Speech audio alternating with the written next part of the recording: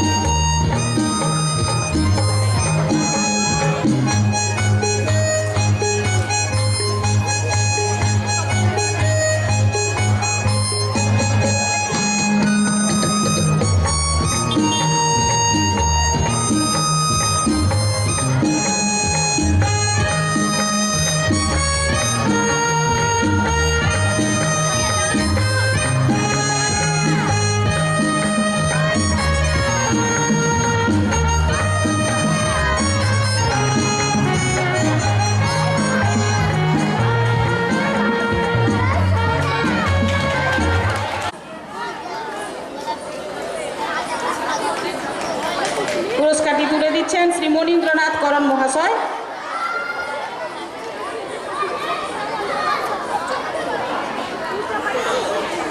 এবার কুলবালা দাস স্মৃতি পুরস্কার, কুলবালা দাস স্মৃতি পুরস্কার দিচ্ছে অঞ্জনা দাস, মানে আমাদের অঞ্জনা ম্যাডাম ও তাদের মায়েদের এই পুরস্কার দিচ্ছে আমাদের অঞ্জনা ম্যাডাম, পাচ্ছে বিপাশা সাউ ও তার মা সাদিয়া পারভিন ও তার মা, দেবঋষিকা মণ্ডল ও তার মা।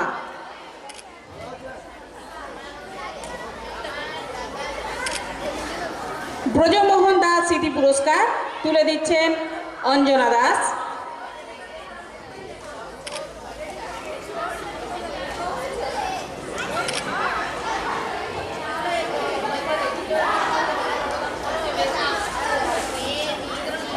মায়ের অবদানের কথা মাথায় রেখে অঞ্জনা ম্যাডাম নতুন ধরনের একটা পুরস্কার দিচ্ছে। ডাক শুনে কেউ না আসে, তবে একলা চলো রে, তবে একলা চলো, একলা চলো, একলা চলো, একলা চলো রে, তবে একলা চলো, একলা চলো, একলা চলো, একলা চলো রে। যদি তোর ডাক শুনে কেউ না আসে, তবে একলা চলো রে, যদি তোর ডাক শুনে কেউ না আসে, তবে একলা চলো রে। যদি সবাই, যদি কেউ কথা না কয়, ওরে ওরে ও বাবা, কেউ কথা না কয়, যদি সবাই থাকে মুখ ফিরাই, সবাই করে হয়, যদি সবাই থাকে মুখ ফিরাই, সবাই করে হয়, তবে পরাণ খুলে তো তুই মুখ ফুটে তোর মনের কথা একলা বলো রে, ও তুই মুখ ফুটে তোর মনের কথা একলা বলো রে। যদি তোর ডাক শুনে কেউ না আসে, তবে একলা চলো রে, যদি তোর ডাক শুনে কেউ না আসে, তবে একলা চলো রে। যদি সবাই ফিরে যায়, ওরে ওরে ও বাবা, সবাই ফিরে যায়, যদি গহন পথে যাবার কালে কেউ ফিরে না যায়, যদি গহন পথে যাবার কালে কেউ ফিরে না যায়, তবে পথের কাঁটা ও তুই রক্ত মাখা চরণ তলে একলা দলে রে, ও তুই রক্ত মাখা চরণ তলে একলা দলে রে। যদি তোর ডাক শুনে কেউ না আসে, তবে একলা চলো রে, যদি তোর ডাক শুনে কেউ না আসে, তবে একলা চলো রে। যদি আলো না ধরে, ওরে ওরে ও বাবা, আলো না ধরে, যদি ঝড় বাদলে আধার রাতে দুয়ার দেয় ঘরে, যদি ঝড় বাদলে আধার রাতে দুয়ার দেয় ঘরে, তবে বজ্রা নলে আপন বুকের পাঁজর জ্বালিয়ে নিয়ে একলা জ্বলো রে, আপন বুকের পাঁজর জ্বালিয়ে নিয়ে একলা জ্বলো রে। যদি তোর ডাক শুনে কেউ না আসে, তবে একলা চলো রে, যদি তোর ডাক শুনে কেউ না আসে, তবে একলা চলো রে। কবিগুরু রবীন্দ্রনাথ ঠাকুর। ৭-৮-২৭ আমি বলেছিলাম বলে গুরু মশাই আমার পরে উঠল রাগে চলে। মা গো, তুমি ৫ পয়সায় এবার রথের দিনে সেই যে রঙের পুতুলখানি আপনি দিলে কিনে, খাতার নিচে ছিল ঢাকা, দেখালে এক ছেলে। গুরু মশাই রেগে মেগে ভেঙে দিলেন ফেলে। বললেন, তোর দিন রাত্রি কেবল যত খেলা, একটুও তোর মন বসে না পড়াশুনোর বেলা। মা গো, আমি জানাই কাকে, ওর কি গুরু আছে? আমি যদি নালিশ করি এক্ষুনি তার কাছে। কোনো রকম খেলার পুতুল নেই কি মা ওর ঘরে? সত্যি কি ওর একটু মন নেই পুতুলের পরে? সকাল সাজে তাদের নিয়ে করতে গিয়ে খেলা, কোনো পড়াই করেননি কি কোনো রকম হেলা? ওর যদি সেই পুতুল নিয়ে ভাঙেন কেহ রাগে, বল দেখি মা ওর মনে তা কেমন তর লাগে। নমস্কার। সাব্বাস অরুণিকা, তুমি সুন্দরভাবে তোমার উপস্থাপন করেছো। এরপরে আমরা একটা গান শুনে নেব, রবীন্দ্রসঙ্গীত। মন কখন কাঁদে, কখন হাসে, কখন বা মেতে ওঠে আনন্দে। সঙ্গীত পরিবেশন করবে ওরে ওরে ওরে আমার মৈশানী বেরা, দ্বিতীয় কৃতিকা জানা এবং মিতাদিকে স্টেজে আসতে অনুরোধ করা হচ্ছে। 2025 সালে ষষ্ঠ থেকে সপ্তম শ্রেণীতে উত্তীর্ণ প্রথম স্থানাধিকারী আরকি শুকুর পুরস্কারগুলো ছাত্রীদের হাতে তুলে দিচ্ছেন মৌমিতা ম্যাডাম। তৃতীয় স্থানাধিকারী ঐশিকী শুকুর,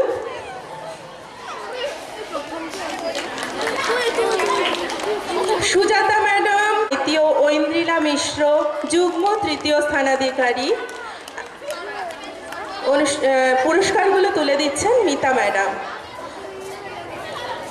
দ্বিতীয় জাহানারা সুলতানা খাতুন, যুগ্ম তৃতীয় তনিমা মাইতি ও ঐন্দ্রিলা মিশ্র।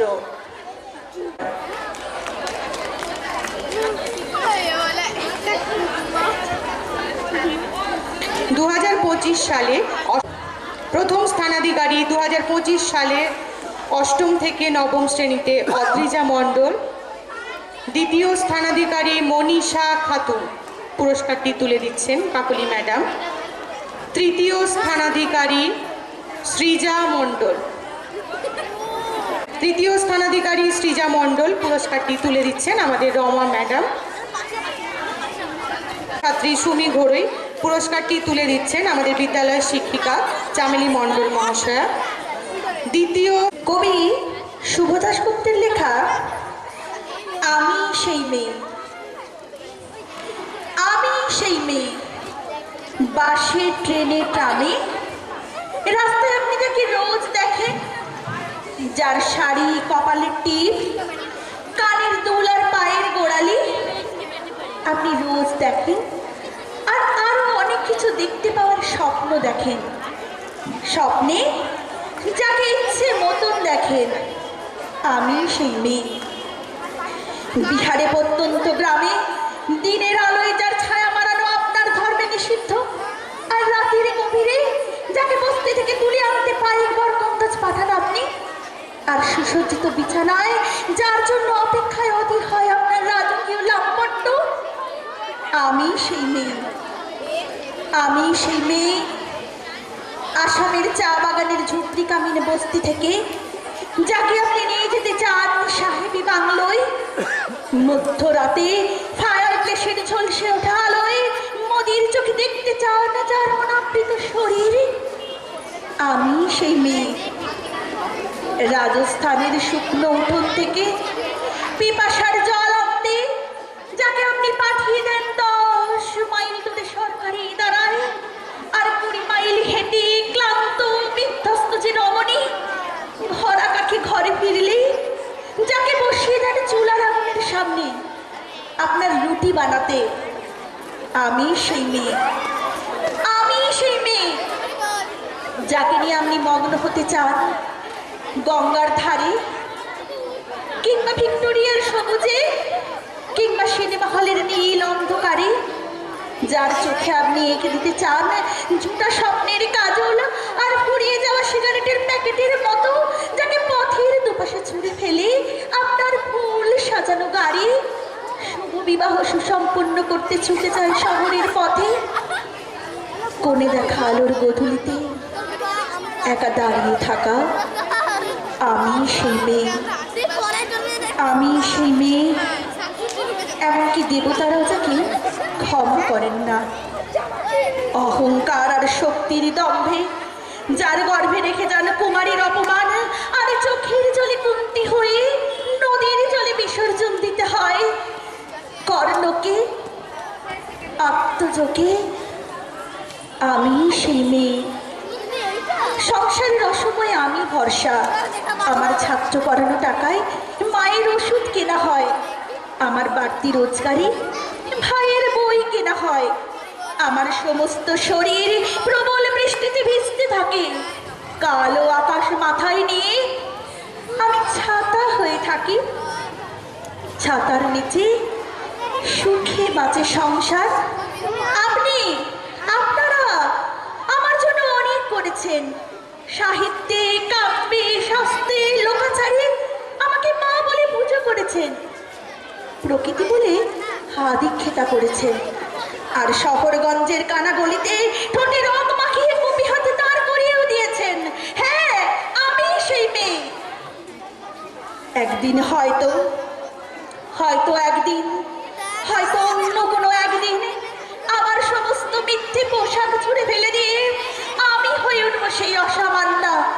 খোলা চুল মেঘের মতো ঢাকবে আমার খোলা পিঠ, দু চোখে জ্বলবে ভীষণ আগুন, আমার ঠিকরে বেরোবে ভয়ঙ্কর তেজরশ্মি, হাতে ঝলসে উঠবে সেই খড়গ, দু পায়ের উপরে বেজে উঠবে রণদন্দুভি, নৃশংস হাসিতে ভরে উঠবে আকাশ, দেবতারা আতঙ্কে স্তব্ধ হয়ে বলতে থাকবেন মহামেঘ প্রভাং ঘোরাং মুক্ত কেশিং চতুর্ভুজং কালিকাং তেক্সপিটাং মুন্ডমালা বিভূষিতাং। বিভৎস দাবানলের মতো আমি এগোতে থাকবো, আর আমার এগিয়ে যাওয়ার পথের দুপাশে অসংখ্য মণ্ডহীন অসংখ্য দেহ ছটপট করতে থাকবে। সভ্যতার দেহ, প্রগতির দেহ, উন্নতির দেহ, সমাজের দেহ। হয়তো আমি সেই মেয়ে, হয়তো বা। নমস্কার। ইতিহাস ও ভূগোলে সর্বোচ্চ নম্বর প্রাপ্ত ছাত্রী বিপাশা সাউ, ননিবালা প্রামাণিক স্মৃতি পুরস্কার, দাদা শ্রী সুব্রত প্রামাণিক। আমি শুরু হচ্ছে হাসির নাটক অস্থির। আসুন। May I coming ma'am? Yes coming. Please বসুন। Thank you. আপনি উপরে বসে কেন? নিচে বসুন। ও আচ্ছা। এইভাবে বসলেন কেন? আমাদের মতো করে বসুন। ও আপনাদের ঘরের মতো করে বসবো? দাঁড়ান। পা তুলে বসলেন কেন? সোজা হয়ে বসে। ম্যাম আপনি তো বলেন আপনার মতো করে বসতে, আমার তো পা তোলা আছে। ঠিক আছে সোজা হয়ে বসে। ঠিক আছে। আপনার প্রস্তুতি কেমন? ম্যাম আমার প্রস্তুতি ফ্যাট ফেটি। মানে? ফ্যাট মানে মোটা, ফেটি মানে মোটি, ফ্যাট ফেটি মানে মোটামুটি। ও আচ্ছা ঠিক আছে বসে। হ্যাঁ আপনার নামটা কি জানো? ম্যাম আমার নাম শরবত খান। আপনার নাম কি? শরবত খান। শরবত খান। এই কামাল শরবত আনো তো। কামাল শরবত আনো। আচ্ছা ঠিক আছে এবার আপনার নাম বলুন। শরবত খান। আজব তো, আপনার নাম বলুন। আমার নামই শরবত খান। ও আচ্ছা ঠিক আছে আপনি বসুন। আপনার বাবার নাম কি? Kofi Annan. আপনার বাবার নাম কি? Kofi Annan. আবার কফি আনতে হবে না। এই কামাল কফি আনো তো।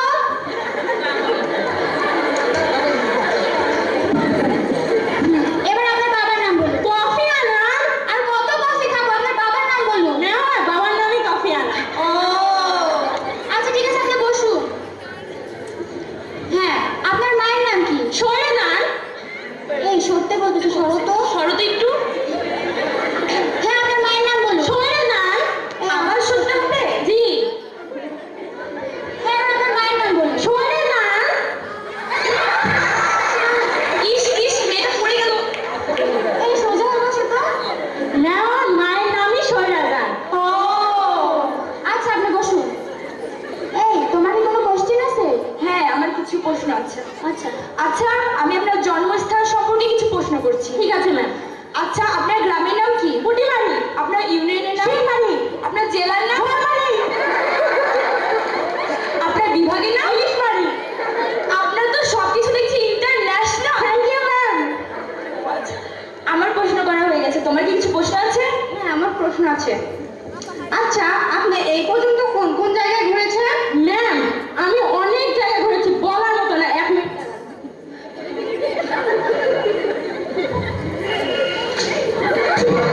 ঢাকা, রাজশাহী, চট্টগ্রাম, বরিশাল, খুলনা। চমৎকার। আপনি তো দেখছি আমার থেকে বেশি জায়গায় ঘুরে ফেলে। Thank you. আমিও এই পর্যন্ত এত জায়গায় ঘুরিনি। বাহ আপনি ন্যাশনাল জিওগ্রাফি পর্যন্ত ঘুরে ফেলে। Thank you ma'am. আচ্ছা আপনি কি কি বিষয়ে পারদর্শী? ম্যাম আমি অনেক বিষয়, সব বিষয় পারি। গণিত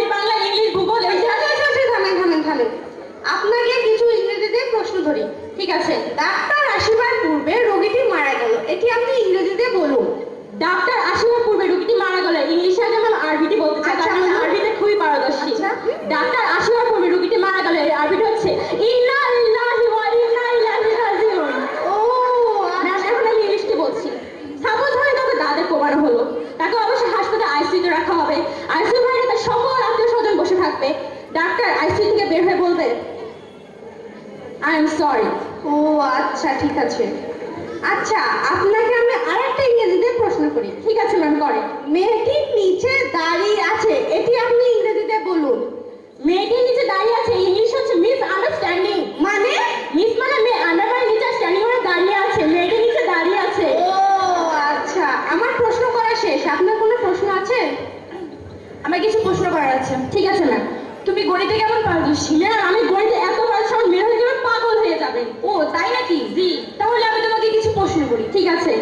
তুমি 80 থেকে 90 পর্যন্ত গুণে দেখাও। এটা কোনো ব্যাপার হলো? 1 মিনিট দাঁড়ান। 81, 82, 83, 84, 85, 86, 87, 88, 89, 80। 80? জি ম্যাম, 80 হবে। কখনো না, তুমি দেখছি কিছুই পারো না। যাওয়ার আগে আমার কাছে 80 থেকে 90 পর্যন্ত একটু গুণে যেও। থামো, আমি একবার গুণে দেখাচ্ছি। 80, 81, 82, 83, 84, 85, 86, 87, 79, 80। দেখলেন ম্যাম, 80 হবে। 80 হবে। আমার প্রশ্ন করা শেষ। তোমার কিছু প্রশ্ন থাকলে করো। আমার কাছে কোশ্চেন আছে আপনার কাছে। ঠিক আছে ম্যাম। আচ্ছা, আপনি চলচ্চিত্র মানে বোঝেন? ম্যাম, চলচ্চিত্র কাকে বলে? 1 মিনিট দাঁড়ান। যদি 40 বছরের কোনো যদি পোলা আর আপনার মতো 80 বছরের যদি কোনো বুড়ি হয়, যদি কোনো টুকুটুকু খায়, তাহলে তাকে চলচ্চিত্র বলে। ঠিক আছে, আপনি বসেন।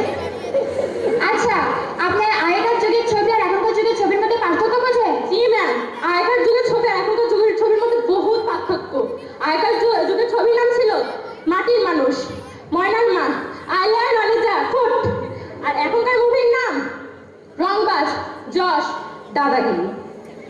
ও আচ্ছা, আপনি বসেন।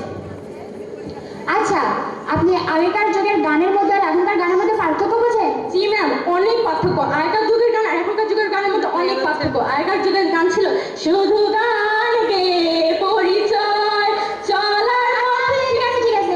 আর এখনকার গান 1 মিনিট দাঁড়ান। রূপানে নাচে কোমর দুলাইয়া, রূপানে নাচে কোমর দুলাইয়া। ঠিক আছে, ঠিক আছে, আপনি জায়গায় বসেন। আচ্ছা, আপনাকে কিছু বিবরণ শব্দ ধরা যাক। ঠিক আছে ম্যাম। রেডি আপনি? জি। ছেলে, মেয়ে, দিন, রাত, যাবো, যাবো না, খাবো, খাবো না, চলবে না, চলবে না, চলবে। এই আপনি বেরিয়ে যান। এই আপনি ভিতরে আসেন। এই কি আপনার গলা ঢাকাতে বের করে দে। আসেন, গলা ঢাকাতে ভিতরে যান। এই কি আপনি আসছেন কেন? ম্যাম, আমি তাদের বিপরীত শব্দগুলো বলছি। আচ্ছা, আপনি এখন এখান থেকে বেরিয়ে যান। আচ্ছা, কিন্তু আমার চাকরিটা যদি বাবুধান স্কুলে পড়তো তাহলে কি এমন অবস্থা হতো? কখনোই না।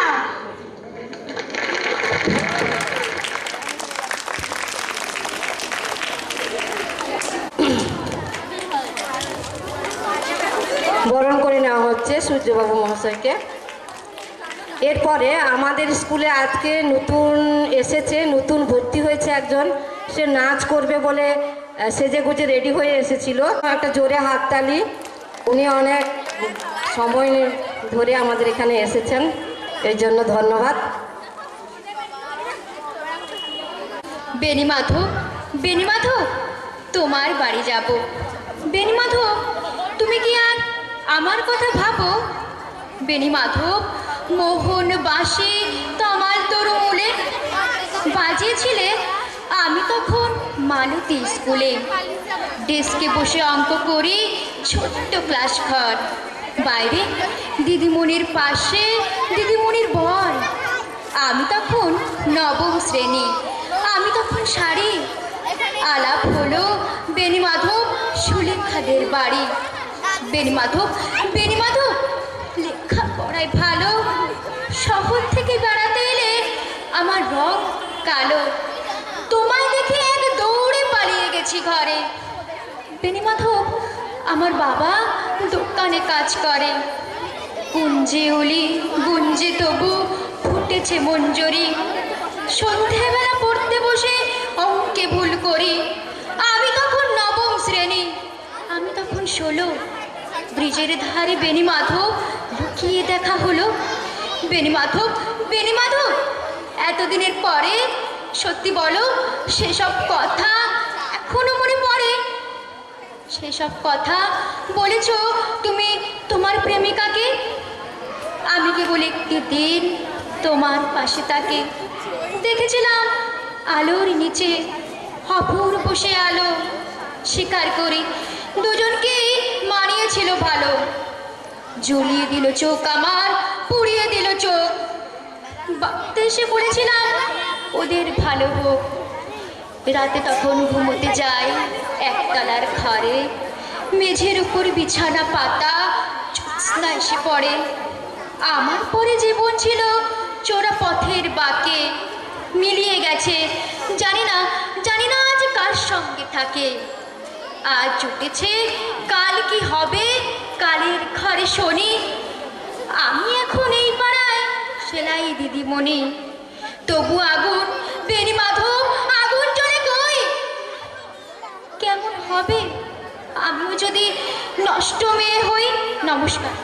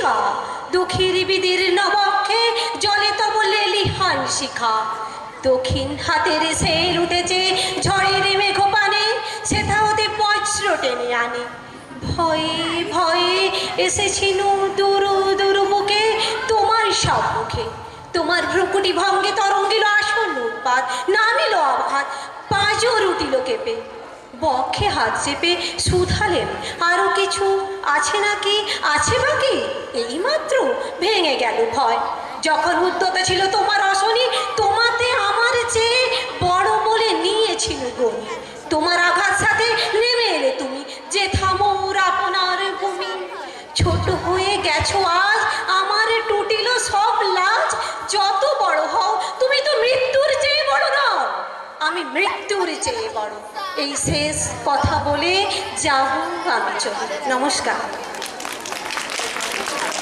একটু জোরে হাততালি। তাকে জানাই শ্রদ্ধা এবং যে সমস্ত গুণীজনেরা এসেছিলেন আমি শুনলাম যে আমাদের প্রত্যেকের কাছে অত্যন্ত প্রিয় আপনজন এবং সম্মানীয় ব্যক্তি আমাদের এলাকার গর্ব ভারতজ্যোতি অধ্যাপক ডক্টর সৌমেন কুমার মহাপাত্র মহাশয় এসেছিলেন, তো ওনাকে আমি শ্রদ্ধা জানাই। এছাড়া আরও অনেক গুণীজন এসেছিলেন, আমাদের মণিবাবু, শক্তিবাবু, বিভাসবাবু সহ। এখন এসেছেন আমাদের প্রধান শিক্ষিকা যিনি আছেন তার সুযোগ্য স্বামী, আপনারা সবাই জানেন, ওনাকে আমার শ্রদ্ধা জানাই। উনিও একজন শিক্ষক, বোধহয় এখন রিটায়ার করে গেছেন, উনিও একজন শিক্ষক, তো ওনাকে আমি শ্রদ্ধা জানাই। এছাড়া এখানে যারা গুরুজন স্থানীয় আছেন তাদেরকে শ্রদ্ধা জানাই এবং সমবয়সীদের জানাই শুভেচ্ছা এবং অভিনন্দন। এইবার আসছি আসল কথায়। আমি যেটুকু সময় দেখলাম এই স্কুলের ছাত্রীরা যে পারফর্মগুলো করছে সত্যি খুব সুন্দর, প্রশংসনীয়। যাদের পরিচালনায় তারা এটা করছে তাদেরকেও ধন্যবাদ জানাই।